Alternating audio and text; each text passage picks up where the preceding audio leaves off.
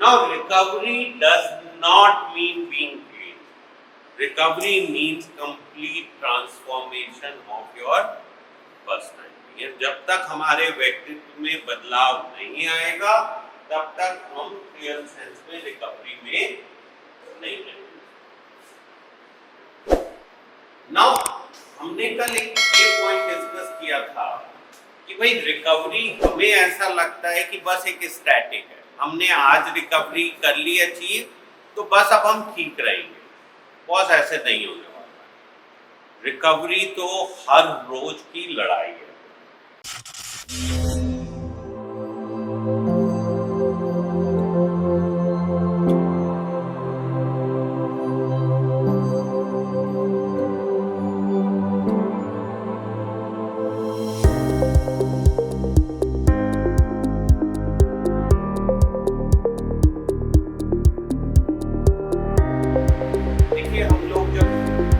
पे आते हैं सब लोग ऐसे ही सोचते हैं कि बस हम लोग यहाँ पे इसलिए आए हैं।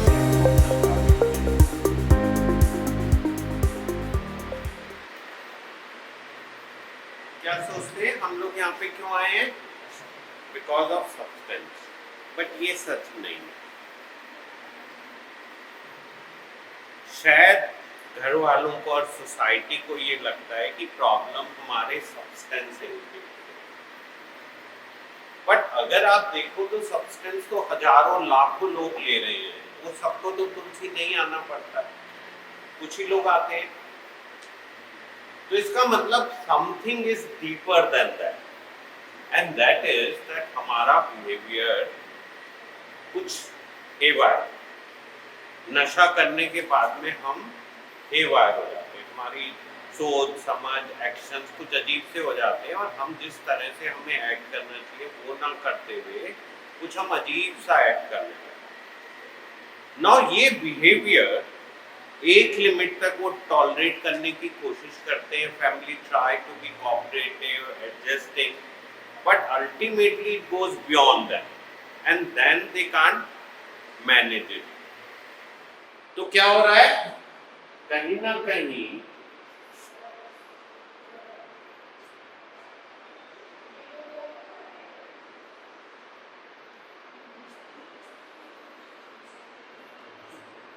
substance is a symptom, but problem is substance plus behavior.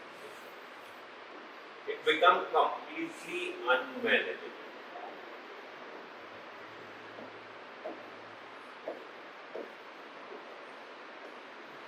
क्या हो जाता है? जीवन बिल्कुल ही उल्टा पुल्टा।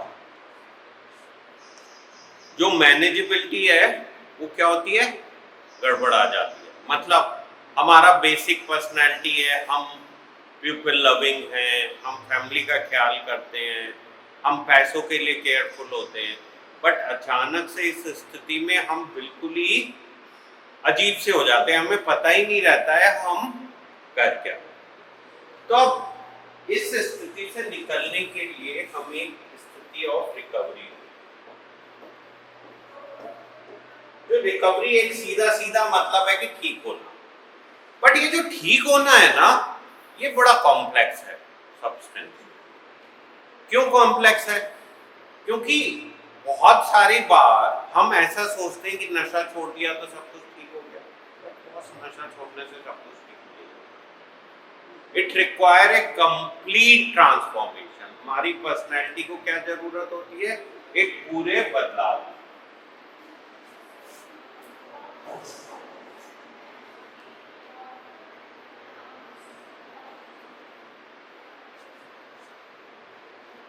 Now see, the recovery is contemporary being clean. Okay? No.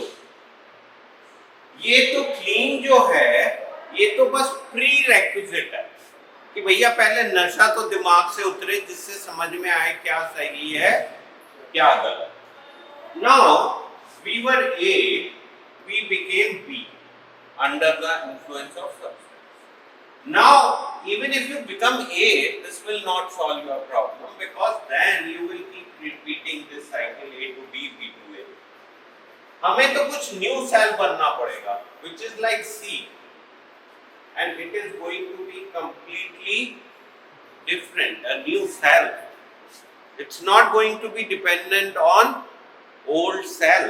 It is going to be a completely a new kind of a picture. Or recovery means that complete transformation into your personality, me to we.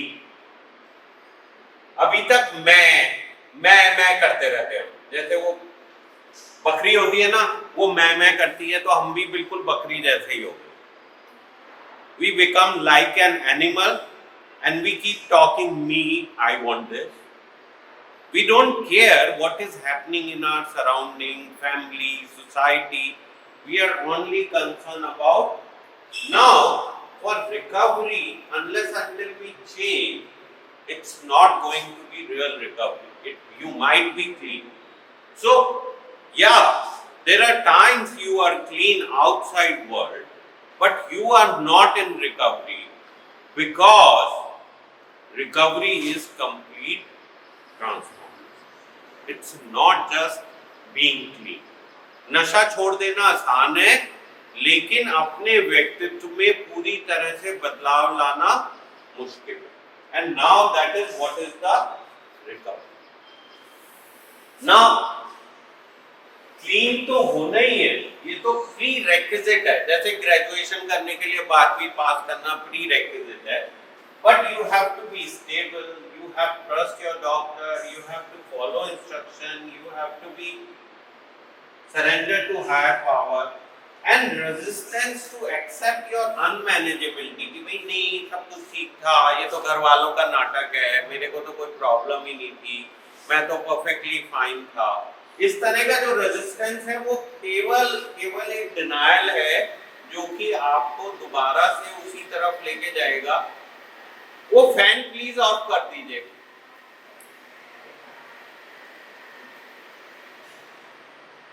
वो आपको दोबारा से क्या लेके जाएगा? In your whole this cycle of recovery. Now recovery does not mean being clean. Recovery means complete transformation of your personality. जब तक हमारे व्यक्तित्व में बदलाव नहीं आएगा, तब तक हम रियल सेंस में रिकवरी में नहीं रहेंगे. नाउ हमने कल एक ये पॉइंट डिस्कस किया था कि भाई रिकवरी हमें ऐसा लगता है कि बस एक स्टैटिक है. हमने आज रिकवरी कर ली अचीव, तो बस अब हम ठीक रहेंगे. बहुत ऐसे नहीं होने वाला. रिकवरी तो हर रोज की लड़ाई है. It's a ongoing process. हमारी डिजीज प्रोग्रेस होती जा रही है, हमारे सर्कमस्टेंसेस चेंज होते जा रहे हैं, हमारी प्रायोरिटीज बदलती जा रही है. Now similarly हमारी रिकवरी को भी नए तरीके से सोचना या नई चीजों पे फोकस करना जरूरी होगा. And it can not B static. It's not just हमने प्रॉमिस कर लिया अब हम ठीक रहेंगे तो हो गया. अगर हमने एफर्ट नहीं किया, अब देखो यहाँ पे ये बैठा है, ये 6 साल तक 8 साल तक बेचारे ने कुछ नहीं किया, फिर से क्या, फिर फंस गया. कुछ नहीं किया, फिर फंस गया. नहीं, बट मैं ये कह रहा हूँ, देखो ना कि इतने साल क्लीन रहने के बाद भी फिर से दोबारा से ट्रैप हो गया. वाई? अगर ये सही में अपनी रिकवरी पे काम करता रहता तो शायद इसका ये लॉन्ग टर्म रिकवरी हो जाता. So recovery requires a rigorous effort in a long-term perspective. हम पावरलेस हो जाते हैं अपने सब्सटेंस के आगे, और हमें बस उसके अलावा और कुछ नहीं दिखता है. We only think of our substance and our thing, and उसको ठीक होने के लिए हमें पर्टिकुलर टाइम चाहिए, ड्यूरेशन चाहिए, and then only we can start the process of healing. If we don't start that, if we don't recover, then things will remain same. आप change तो होते नहीं है, सॉरी करते हो फिर वही करते हो. So लिखो question, why after promising and saying sorry we don't change?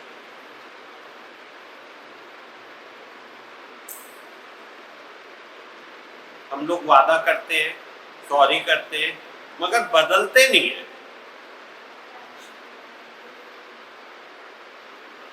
सच है बात। आप सब लोग सुबह को उठते हो, सॉरी बोलते हो, शाम को फिर वही रिपीट कर रहे हो।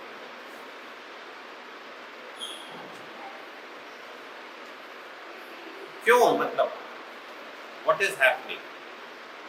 लिखो इसका आंसर।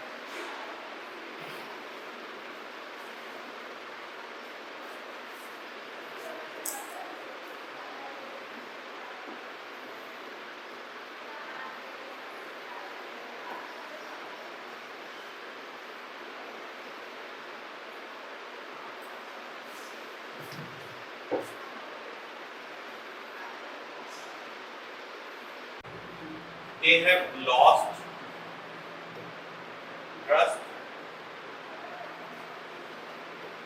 meaning, credibility,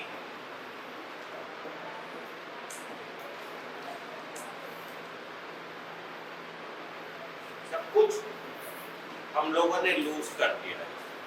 और अब हम जब बार बार सॉरी बोल रहे हैं तो उसका कोई मतलब ही नहीं हो रहा है। तो ऑथर ने कहा कि भाई सॉरी मत बोलो, अमेंड करके दिखाओ। सो लॉ में अमेंडमेंट होता है, लीगल टर्म्स में क्या होता है वो, कि भाई हमने एक्ट में काट के एक नया हिस्सा लिख दिया, एक नई तरीके से बदलाव कर दिया।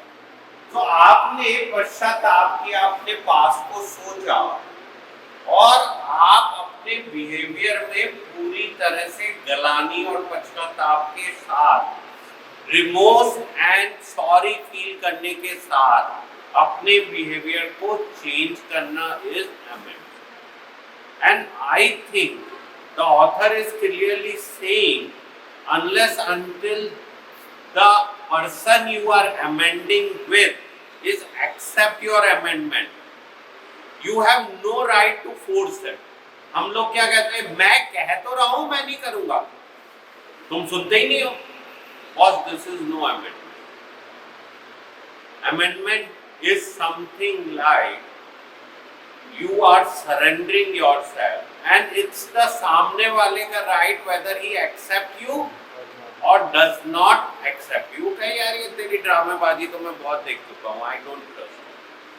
Then it's you।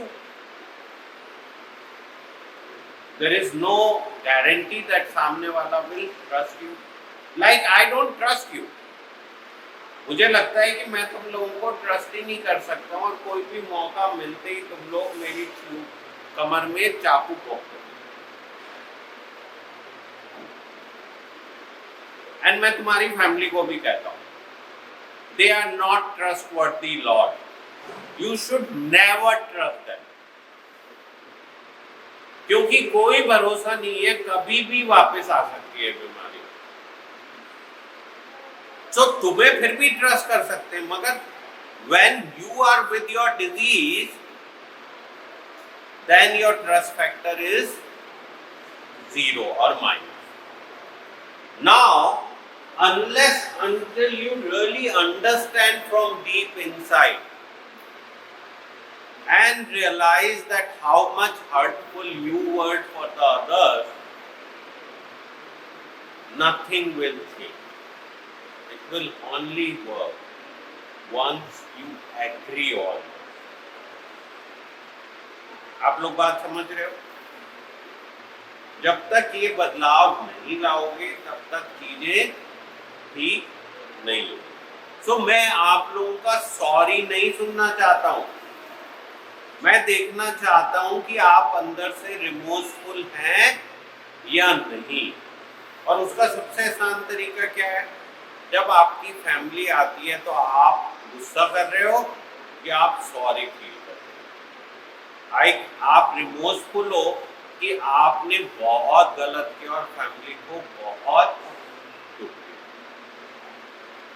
दिया। एंड अगर आप रिमोर्सफुल हो तो you should be thankful to them that they are giving you this opportunity to work on yourself. क्या? You should be thankful.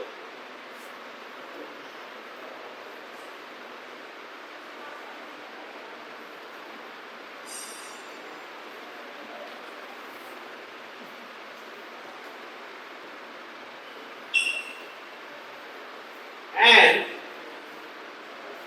let them decide your well-being. They are actually well-wisher and their brain works better than our brain. So जब तक आप उनको trust करके surrender नहीं करोगे, चीजें ठीक नहीं।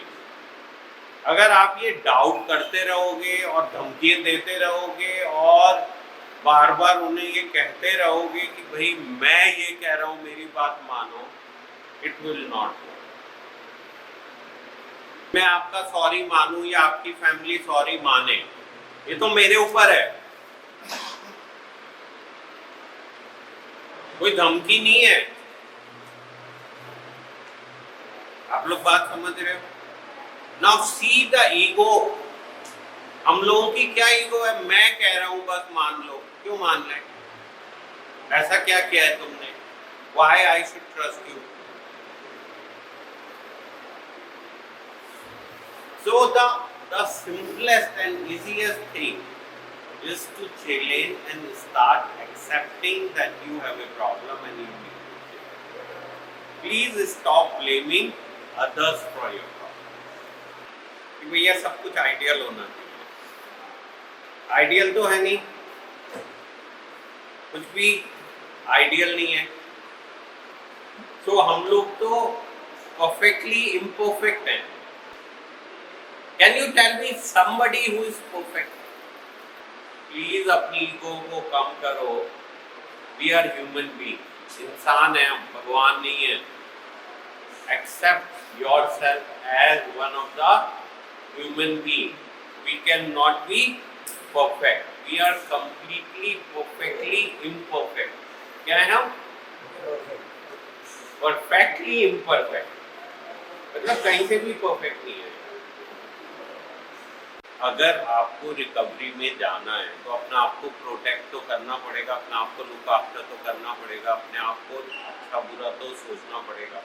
ये सब हो गया self concern, to look after yourself. Now let's say आपका एक बहुत क्लोज फ्रेंड है, उसने आपको इनविटेशन दिया कि भाई मेरी शादी है, आना है, and you wanted to go but you realise कि वहां तो सभी लोग ड्रिंक कर रहे होंगे। Now you decided not to go to protect yourself. Now that is a self concern. So आप अपनी रिकवरी के लिए बहुत सारे ऐसे एफर्ट करोगे जो दूसरे लोगों के साथ नहीं होंगे। लेट्स से आप नॉर्मली जब अपने एडिक्शन में थे तो आपका कोई रूटीन नहीं था, रात में 2 बजे तक जागते थे, 4 बजे सोते थे, सुबह को देर से उठते थे। अभी आपका एक रूटीन है, यार हम 10-11 बजे सो जाएंगे, सुबह 7-8 बजे उठ जाएंगे, हम एक्सरसाइज करेंगे, टाइम पे खाना खाएंगे। This all is like a self concern. अगर ये नहीं करोगे तो आपकी रिकवरी के चांसेस नहीं है। Now selfishness is only thinking about substance.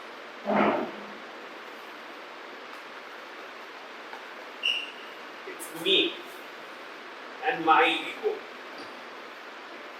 I'm saying I need this means I need this. If you don't do this, then you had it.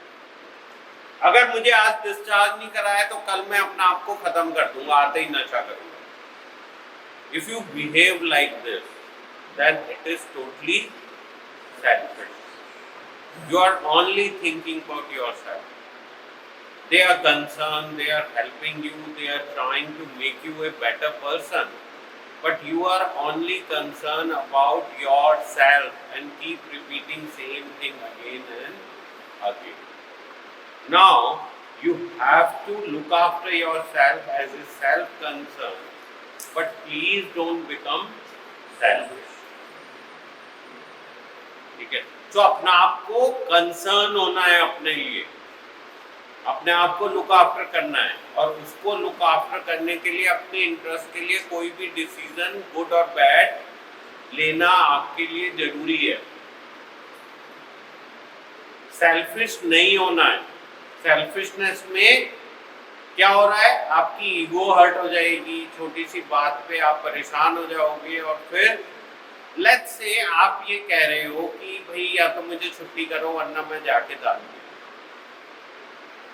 मैंने नहीं करी। अब व्हाट इज द आउटकम? या आपने यहाँ पे घर वालों को धमकी दी कि या तो मुझे लेके जाओ वरना मैं सुसाइड कर लूंगा। नो, एक्चुअली तो आपने धमकी दी थी ना, आप ऐसा करना तो नहीं चाहते थे। What would be the outcome? Let's say वो नहीं लेके गए, फिर क्या होगा? क्या बात रह गई आप लोग बात समझ रहे हो? सो ये जो सब चीजें आप करते हो, this all is only selfish way of thinking. आप घर वालों से बैठ के बात करो कि आप मुझे क्यों लाए हो, क्या कंसर्न है, मैं क्या कर सकता हूँ, मैं जल्दी ठीक कैसे हो सकता हूँ, मेरा भी ठीक होने का एजेंडा है, मैं बेटर लाइफ में होना चाहता हूँ। जब आप इस तरह से अपना कंसर्न शो करोगे, then family will also try to talk it out and we will fix the problem in a better way. So it's again selfishness is केवल अपनी ईगो में जीना, और सेल्फ कंसर्न इज नहीं, मेरे को रिकवरी के लिए करना